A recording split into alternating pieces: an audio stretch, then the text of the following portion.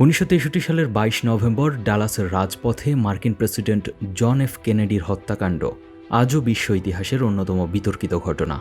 অনেক বিশ্লেষক মনে করেন এই হত্যাকাণ্ডের পেছনে একজন আততায়ী নয়, বরং গভীর ভূরাজনীতি এবং ইসরায়েলের গোপন পারমাণবিক কর্মকাণ্ড বা প্রজেক্ট ডিমোনা জড়িয়ে রয়েছে।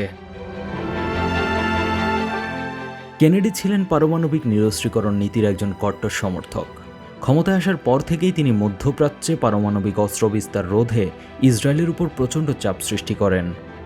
অতীতের নথি বলছে কেনেডি জানতে পেরেছিলেন যে ডিমোনা প্রজেক্টের অভ্যন্তরে ইসরায়েল গোপনে পারমাণবিক বোমা তৈরির কাজ চালাচ্ছে। তাই তিনি তৎকালীন ইসরায়েলের প্রধানমন্ত্রী ডেভিড বেন গুরিয়নকে লেখা একাধিক চিঠিতে দাবি করেন যে ডিমোনা স্থাপনায় প্রতি 6 মাস অন্তর অন্তর মার্কিন বিজ্ঞানীদের পরিদর্শনের অনুমতি দিতে হবে। তিনি স্পষ্টভাবে হুঁশিয়ারি দিয়েছিলেন যে ইসরায়েল যদি এই স্বচ্ছতা বজায় না রাখে তবে যুক্তরাষ্ট্রের নিরাপত্তা প্রতিশ্রুতি বিঘ্নিত হবে।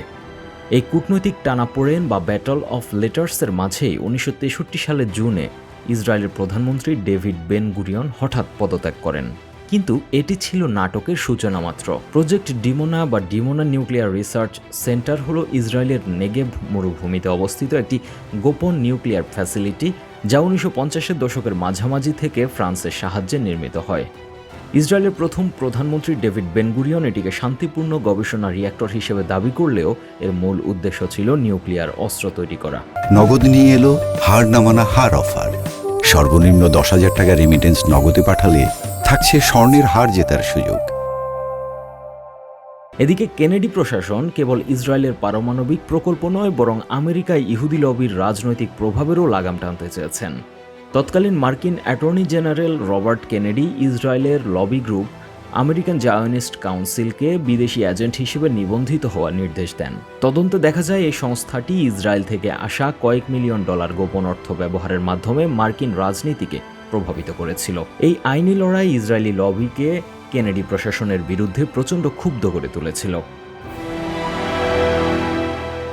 গবেষক মাইকেল কলিন্স পাইপার তার ফাইনাল জাজমেন্ট গ্রন্থে দাবি করেন, কেনেডির নিরস্ত্রীকরণ নীতি ইসরায়েলের অস্তিত্বের জন্য হুমকি হিসেবে দেখা হয়েছিল এবং এর ফলে মোসাদ কেনেডিকে হত্যা করার পরিকল্পনা করে থাকতে পারে।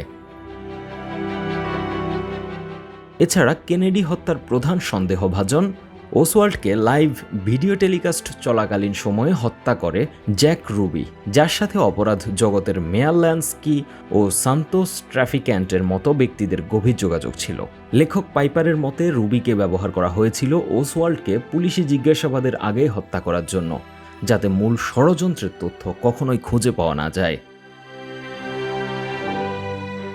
কেনেডির হত্যাকাণ্ডের পর মার্কিন পররাষ্ট্রনীতিতে ইসরায়েলের প্রতি এক আমূল শিথিলতা লক্ষ্য করা যায়। কেনেডির উত্তরসূরি লিন্ডন বি জনসন পারমাণবিক ইস্যুতে কঠোর অবস্থানের পরিবর্তে সহনশীলতার পথ বেছে নেন।